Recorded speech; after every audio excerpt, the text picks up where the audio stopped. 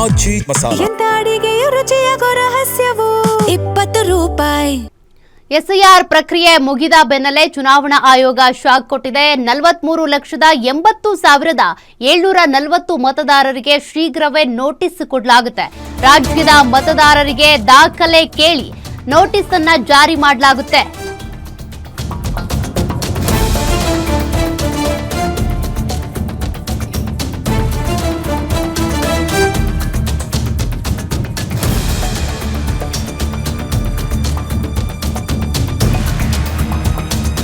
SIR ಫಾರ್ಮ್ನಲ್ಲಿ 43,80,740 ಮತದಾರರ ಮಾಹಿತಿಯಲ್ಲಿ ವ್ಯತ್ಯಾಸ ಕಂಡುಬಂದಿದೆ. ಹೀಗಾಗಿ ದಾಖಲೆ ಪರಿಶೀಲನೆಗೆ ಮುಂದಾಗಿರುವಂತಹ ಚುನಾವಣಾ ಆಯೋಗ 4,40,35,899 ಮತದಾರರ ಎಸ್ಐಆರ್ ಪ್ರಕ್ರಿಯೆ ಪೂರ್ಣಗೊಂಡಿದ್ದು ಕೆಲ ವ್ಯತ್ಯಾಸಗಳು ಕಂಡುಬಂದಿರೋದ್ರಿಂದ ಅಂತಹ ಮತದಾರರಿಗೆ ನೋಟಿಸ್ ಅನ್ನ ಕೊಡಲಾಗುತ್ತೆ. 1,96,96,415 ಮತದಾರರು ಈಗಾಗಲೇ ಎಎಸ್ಡಿಡಿಒ ಪಟ್ಟಿಗೆ ಸೇರ್ಪಡೆ ಆಗಿರೋದು. ಅಂದ್ರೆ ಕೆಲ ಡೌಟ್ಸ್ಗಳಿದ್ದಾವೆ, ಇನ್ನೂ ಕೂಡ ಕ್ಲಾರಿಟಿ ಇಲ್ಲ ಅನ್ನೋ ಕಾರಣಕ್ಕೆ. ಈ ಪೈಕಿ 43,80,740 ಮತದಾರರ ಮಾಹಿತಿಯಲ್ಲಿ ಭಾರಿ ವ್ಯತ್ಯಾಸ ಕಂಡುಬಂದಿದೆ. ಇದರಲ್ಲಿ 20,35,312 ಮತದಾರರ ಮಾಹಿತಿಯಲ್ಲಿ ಒಂದಷ್ಟು ವ್ಯತ್ಯಾಸಗಳು ಕಂಡುಬಂದಿವೆಯಂತೆ. ಹೀಗಾಗಿ ಉಳಿದಂತೆ 23,45,428 ಮತದಾರರ ಮ್ಯಾಪಿಂಗ್ ಮಾಡುವಲ್ಲೂ ಕೂಡ ಲೋಪ ಆಗಿದೆ. ಹೀಗಾಗಿ ವ್ಯತ್ಯಾಸ ಇರುವ ಎಲ್ಲಾ ಮತದಾರರಿಗೆ ನೋಟಿಸ್ ಅನ್ನ ಕೊಡಲಾಗುತ್ತೆ. ಅದರಲ್ಲೂ ರಾಜ್ಯದಲ್ಲಿ 11 ವಿದೇಶಿಯರ ಬಳಿ ವೋಟರ್ ಐಡಿ ಪತ್ತೆಯಾಗಿದೆ. ವಿದೇಶದವರಾಗಿದ್ರು ಕೂಡ ಇಲ್ಲಿ ಹೆಂಗ್ ವೋಟರ್ ಐಡಿ ಮಾಡಿಸ್ಕೊಂಡ್ರು ಅಂತ 11 ಮಂದಿ ವಿದೇಶಿಯರ ಬಳಿ ರಾಜ್ಯದಲ್ಲಿ ಮತದಾನದ ಹಕ್ಕಿದೆ. ಈ 11 ಮತದಾರರನ್ನ ಸೂಕ್ಷ್ಮ ಮತದಾರರು ಅಂತ ಗುರುತಿಸಿರುವಂತ ಚುನಾವಣಾ ಆಯೋಗ ಯಾರು, ಯಾವಾಗ, ಹೇಗೆ ಹಾಗೂ ಈಗ ಎಲ್ಲಿ ಎಂಬ ಮಾಹಿತಿಯನ್ನು ಕಲೆ ಹಾಕ್ತಿದ್ದಾರೆ. ಎಸ್ಐಆರ್ ಪ್ರಕ್ರಿಯೆಯಲ್ಲಿ ಮಾಹಿತಿ ಕಲೆ ಹಾಕಿರುವಂತ ಚುನಾವಣಾ ಆಯೋಗ ನಿಗದಿತ ಸಮಯದ ಒಳಗೆ ದಾಖಲೆ ಸಲ್ಲಿಕೆ ಆಗದೇ ಇದ್ರೆ ಮತಪಟ್ಟಿಯಿಂದ ಅವರ ಹೆಸರನ್ನ ಡಿಲೀಟ್ ಮಾಡಲಾಗುತ್ತೆ. ಹಾಗಾಗಿ ಒಂದಷ್ಟು ಮತದಾರರಿಗೆ ಈಗ ಆತಂಕ ಶುರುವಾಗಿದೆ. ನಿಮ್ಮ ದಾಖಲೆಗಳನ್ನ ನೀವು ಕರೆಕ್ಟಾಗಿ ಕೊಟ್ಟಿದ್ದೇ ಆದಲ್ಲಿ ಡಿಲೀಟ್ ಆಗಲ್ಲ.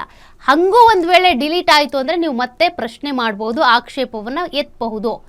ಸದ್ಯಕ್ಕಂತೂ ಈಗ ಚುನಾವಣಾ ಆಯೋಗ ಈ ರೀತಿ ಯಾರ್ಯಾರ ಮಾಹಿತಿಯಲ್ಲಿ ವ್ಯತ್ಯಾಸ ಕಂಡು ಬಂದಿದೆಯೋ ಅದಕ್ಕೆ ಸಂಬಂಧಪಟ್ಟಂತೆ ನೋಟಿಸ್ ಕೊಡೋದಕ್ಕೆ ಅಂತ ಸಿದ್ಧತೆಯನ್ನು ಮಾಡಿಕೊಳ್ತಾ ಇದೆ. ಅದರಲ್ಲೂ ಕೂಡ ನಮ್ಮ ರಾಜ್ಯದಲ್ಲಿ 11 ವಿದೇಶಿಯರ ಬಳಿ ಕರ್ನಾಟಕದ ಮತದಾರರು ಅನ್ನುವಂಥ ಗುರುತಿನ ಚೀಟಿ ಇದೆಯಂತೆ. ಹೆಂಗೆ, ಯಾವಾಗಿಂದ, ಯಾತಕ್ಕಾಗಿ ಮಾಡಿಸ್ಕೊಂಡ್ರು ಆ ಪ್ರಶ್ನೆ ಈಗ ಹುಟ್ಕೊಂಡಿದೆ. ಹಾಗಾಗಿ ಆ 11 ಮತದಾರರನ್ನ, ವಿದೇಶಿ ಮತದಾರರನ್ನ ಸೂಕ್ಷ್ಮ ಮತದಾರರು ಅಂತ ಪರಿಗಣಿಸಿ ಅವ್ರ ಬಗ್ಗೆ ಮಾಹಿತಿ ಕಲೆ ಹಾಕೋದಕ್ಕೂ ಕೂಡ ಈಗ ಚುನಾವಣಾ ಆಯೋಗ ಸಿದ್ಧತೆಯನ್ನ ಮಾಡಿಕೊಳ್ತಾ ಇದೆ. ಒಟ್ಟಿನಲ್ಲಿ ಯಾರೆಲ್ಲ ತಪ್ಪು ಮಾಹಿತಿ ಕೊಟ್ಟಿದ್ದಾರೋ ಅಥವಾ ಒಂದಷ್ಟು ವ್ಯತ್ಯಾಸಗಳಿದ್ದಾವೋ ಅದಕ್ಕೆ ಸಂಬಂಧಪಟ್ಟಂತೆ ಈಗ ಅಂತಹ ಮತದಾರರಿಗೆ ನೋಟಿಸ್ ಕೊಡುತ್ತೆ ಚುನಾವಣಾ ಆಯೋಗ. ನೀವು ಅದಕ್ಕೆ ಉತ್ತರ ಕೊಡಬೇಕಾಗುತ್ತೆ, ತಪ್ಪಿದ್ದಲ್ಲಿ ಸರಿಪಡಿಸ್ಕೊಳ್ಬೇಕಾಗುತ್ತೆ. ಇಲ್ಲ ಅಂದ್ರೆ ಮತದಾರರ ಪಟ್ಟಿಯಿಂದ ನಿಮ್ಮ ಹೆಸರು ಡಿಲೀಟ್ ಆಗುತ್ತೆ. ವೋಟರ್ ಐಡಿ ನಿಮ್ಮ ಬಳಿ ಇಲ್ಲ ಅಂತಂದ್ರೆ ಸರ್ಕಾರದಿಂದ ಬರುವ ಯಾವುದೇ ಯೋಜನೆಗಳ ಫಲಾನುಭವಿಗಳಾಗೋದಕ್ಕೆ ಸಾಧ್ಯನೇ ಇಲ್ಲ.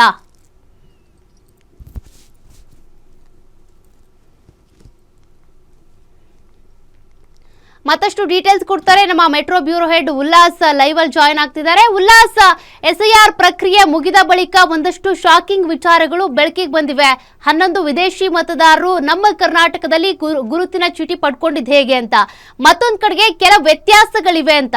ವ್ಯತ್ಯಾಸಗಳು ಅಂದ್ರೆ ಏನ್ ವ್ಯತ್ಯಾಸಗಳು? ಅಡ್ರೆಸ್, ಹೆಸರ, ಹಿಂಗೆ ಏನ್ ಮಾಹಿತಿ ಇದೆ? ಸದ್ಯ ಈಗಾಗಲೇ ರಾಜ್ಯದಲ್ಲಿ ನಡೀತಾ ಇರುವಂತಹ ಎಸ್ಐಆರ್ ಪ್ರಕ್ರಿಯೆ ಸಂಪೂರ್ಣವಾಗಿ ಪೂರ್ಣಗೊಂಡಿದೆ. ಈಗ ಪರಿಷ್ಕರಣೆ ಆಗ್ತಾ ಇರುವಂಥದ್ದು ಸುಮಾರು 58 ದಿನಗಳ ಕಾಲ, ಅಂದರೆ ಆಗಸ್ಟ್ 24ನೇ ತಾರೀಕಿಂದ ಅಕ್ಟೋಬರ್ 22ನೇ ತನಕ ಈಗಾಗಲೇ ಏನು ಅಪ್ಲಿಕೇಶನ್ಸನ್ನು ಕೊಟ್ಟಿದ್ದಾರೆ ಅಥವಾ ಫಾರ್ಮನ್ನು ಕೊಟ್ಟಿದ್ದಾರೆ ಅದರ ದಾಖಲೆಗಳ ಪರಿಶೀಲನೆಯನ್ನು ಚುನಾವಣಾ ಆಯೋಗ ಮಾಡುತ್ತೆ. ಈಗ ಸದ್ಯಕ್ಕೆ ಸಿಗ್ತಾ ಇರುವಂಥ ಮಾಹಿತಿ ಪ್ರಕಾರ ಹತ್ತತ್ರ 43,80,000 ಮತದಾರರು ಈಗಾಗಲೇ ಎಸ್ಐಆರ್ ಪ್ರಕ್ರಿಯೆಯಿಂದ ದೂರ ಉಳಿದಿದ್ದಾರೆ ಅನ್ನುವಂಥದ್ದು ಗೊತ್ತಾಗ್ತಾ ಇದೆ. ಯಾಕೆಂತಂದರೆ ಅವರು ಪ್ರತಿ ಮನೆಗೆ BLOಗಳು ಮನೆಗೆ ಬಂದಂಥ ಸಂದರ್ಭದಲ್ಲಿ ಅವರು ಅಂದರೆ ಫಾರ್ಮನ್ನು ಇಸ್ಕೊಳ್ಳುವಂಥದ್ದಾಗಿರ್ಬೋದು, ಅಥವಾ BLOಗಳು ಮನೆಗೆ ಬಂದಾಗ ಅವರು ಮನೆ ಬಾಗಿಲು ಹಾಕಿರುವಂಥದ್ದಾಗಿರ್ಬೋದು, ಈ ರೀತಿಯಾದಂತಹ ಘಟನೆಗಳು ಪ್ರಕರಣಗಳು ಬೆಳಕಿಗೆ ಬಂದಿರುವಂಥದ್ದು. ಹಾಗಾಗಿ 43,80,000 ಈಗಾಗಲೇ SIR ಇಂದ ದೂರ ಉಳಿದಿದ್ದಾರೆ ಅನ್ನುವಂಥದ್ದು ಗೊತ್ತಾಗ್ತಿದೆ.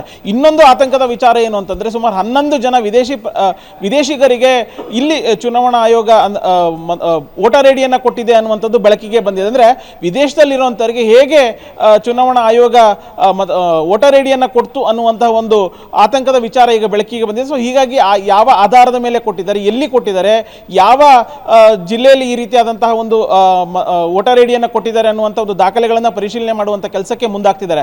ಹಾಗಂದ್ರೆ 43,80,000 ಮತದಾರರು ಸಂಪೂರ್ಣವಾಗಿ ಅಕ್ರಮ ಮತದಾರರು ಅನ್ನುವಂಥದ್ದು ನಾವು ಇಲ್ಲಿ ಹೇಳಕ್ಕಾಗೋದಿಲ್ಲ. ಯಾಕೆಂತಂದ್ರೆ ಈಗಾಗಲೇ ಪರಿಷ್ಕರಣೆ ನಡೆಯುತ್ತೆ. ಪರಿಷ್ಕರಣೆ ನಡೆಯುವಂಥ ಸಂದರ್ಭದಲ್ಲಿ ಒಂದಷ್ಟು ದಾಖಲೆಗಳನ್ನು ಕೊಡುವಂಥದ್ದಾಗಿರ್ಬೋದು, ಅವೆಲ್ಲವೂ ಕೂಡ ಮಿಸ್ ಆಗಿದೆ. ಈಗ 58 ದಿನಗಳ ಕಾಲ ಏನು ಪರಿಶೀಲನೆ ನಡೆಯುತ್ತೆ, ಆ ಸಂದರ್ಭದಲ್ಲಿ ಸುಮಾರು 10 ಚುನಾವಣಾ ಆಯೋಗನೇ ಹೇಳಿದೆ, ಆಧಾರ್ ಕಾರ್ಡ್ ಸೇರಿದಂತೆ ಸುಮಾರು 10 ಗುರುತಿನ ದಾಖಲೆಗಳನ್ನು ಕೊಡಬೇಕಾಗುತ್ತೆ. ಆ ದಾಖಲೆಗಳನ್ನು ಕೊಟ್ಟು ಅವರು ಯಾವೆಲ್ಲ ಕಾರಣಕ್ಕೆ SIR ಪ್ರಕ್ರಿಯೆಯಲ್ಲಿ ಬಂದಂಥ ಸಂದರ್ಭದಲ್ಲಿ ಅವರು ಇರಲಿಲ್ಲ ಅನ್ನುವಂಥದ್ದನ್ನು ಹೇಳಬೇಕಾಗತ್ತೆ. ಮತ್ತು ದಾಖಲೆಗಳನ್ನು ಸಂಪೂರ್ಣವಾಗಿ ಕೊಟ್ಟಾಗ BLOಗಳು ಪರಿಶೀಲನೆ ಮಾಡ್ತಾರೆ. ಪರಿಶೀಲನೆ ಮಾಡಿದಾಗ ಇಲ್ಲ ಇವರು ನಿಜವಾಗ್ಲೂ ವೋಟರ್ ID 2002ರಲ್ಲಿ ಏನು SIR ಇತ್ತು ಮತ್ತು 2026 ಪರಿಷ್ಕರಣೆ ಸಂದರ್ಭದಲ್ಲಿ ಇವ್ರನ್ನ ಸೇರಿಸಬಹುದು ಅನ್ನುವಂಥ ನಿಟ್ಟಿನಲ್ಲಿ ಸೇರಿಸುವಂಥ ಕೆಲಸಕ್ಕೆ BLOಗಳು ಮುಂದಾಗ್ತಾರೆ. ಮತ್ತೆ ಈಗಾಗಲೇ ಒಂದು ಕಡೆ ಸೇರಿಸುವ ಪ್ರಕ್ರಿಯೆ ನಡೀತಾ ಇದ್ರೆ, ಮತ್ತೊಂದು ಕಡೆಗಳಲ್ಲಿ 11 ಜನ ವಿದೇಶಿ ನಿವಾಸಿಗಳೇನು ವೋಟರ್ ID ಕೊಟ್ಟಿದ್ದಾರೆ ಅದರ ದಾಖಲೆಗಳನ್ನು ಪರಿಶೀಲನೆ ಮಾಡ್ತಾರೆ.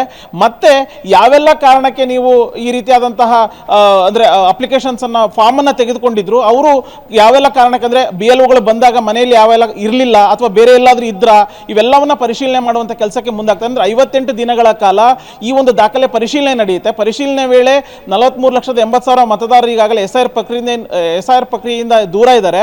ಅವರನ್ನ ಮರು ಸೇರ್ಪಡೆಗೆ ಅವಕಾಶಗಳಿದ್ದಾವೆ. ಸೊ ಆ ಸಂದರ್ಭದಲ್ಲಿ ಆಧಾರ್ ಕಾರ್ಡ್ ಸೇರಿದಂತೆ 10 ದಾಖಲೆಗಳಲ್ಲಿ ಯಾವ್ದಾದ್ರು ಒಂದು ದಾಖಲೆಗಳನ್ನು ಕೊಡಲಿಲ್ಲ ಅಂತಂದ್ರೆ ಅವರು ಪರಿಷ್ಕೃತ ಮತದಾರರ ಪಟ್ಟಿಯಲ್ಲಿ ಅವ್ರ ಹೆಸರು ಡಿಲೀಟ್ ಆಗುವಂಥದ್ದು ಪಕ್ಕಾ ಆಗತ್ತೆ. ಸೌಖ್ಯ. Okay, thank you Ullas ಡೀಟೇಲ್ಸ್ಗೆ.